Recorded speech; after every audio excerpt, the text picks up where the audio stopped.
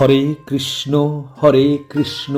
কৃষ্ণ কৃষ্ণ হরে হরে,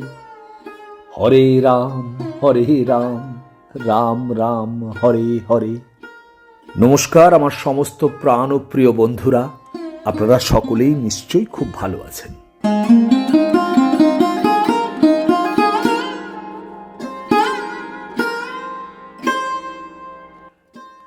কুরুক্ষেত্র কি?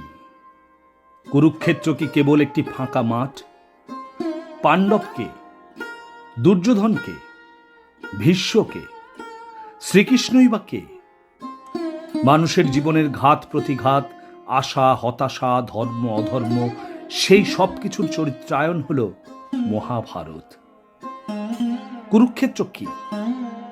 কুরুক্ষেত্র হল মানুষের চিন্তার চারণভূমি। সেই চিন্তার চারণভূমিতে প্রতিদিন লোভের সঙ্গে ত্যাগের সংঘাত, সত্যের সঙ্গে মিথ্যার সংঘাত ইত্যাদি ঘটে চলেছে। কৌরব কারা? মানুষের যত ধ্বংসাত্মক গুণাবলী তারাই হলো কৌরব। তাহলে পাণ্ডব কারা? মানুষের যত গঠনাত্মক গুণাবলী তারাই হলো পাণ্ডব। কৌরব শক্তির প্রধান হলো দুর্যোধন। তো এই দুর্যোধন কে? দুর্যোধন হলো মানুষের লোভ আর দম্ভ। তাহলে দুঃশাসন কে? দুঃশাসন হলো মানুষের কামনা, লাম্পট্য। ধৃতরাষ্ট্র?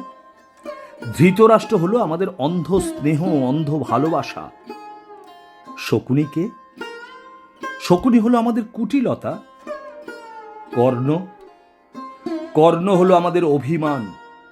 আর ভীষ্ম? ভীষ্ম আমাদের গর্ব আর প্রতিজ্ঞা। দ্রোণাচার্য? দ্রোণাচার্য হলো মানুষের শিক্ষা ব্যবস্থা। শিখণ্ডী? শিখণ্ডী হলো আমাদের দুর্বলতা।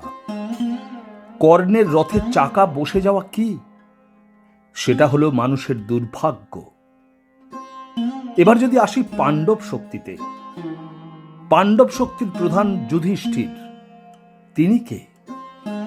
তিনি হলো মানুষের সত্য, ধর্ম আর ত্যাগ। ভীমকে? ভীম হলো আমাদের পৌরুষত্ব আর বীরত্ব। অর্জুন? অর্জুন হলো মানুষের নিষ্ঠা আর শ্রম।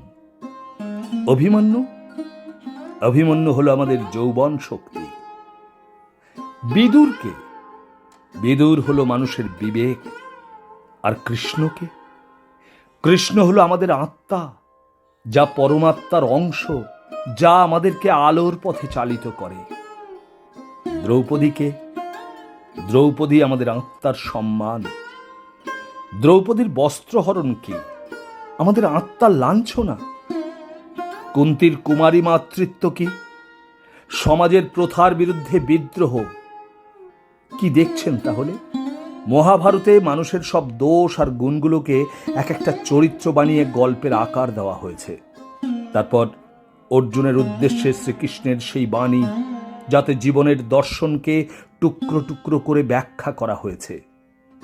সব মানুষই জন্মগতভাবে পশু।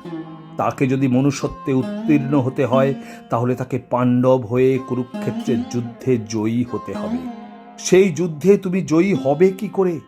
মহাভারতের এই দর্শন আমাদের শিখতে হবে আর জীবনে তা প্রয়োগ করতে হবে।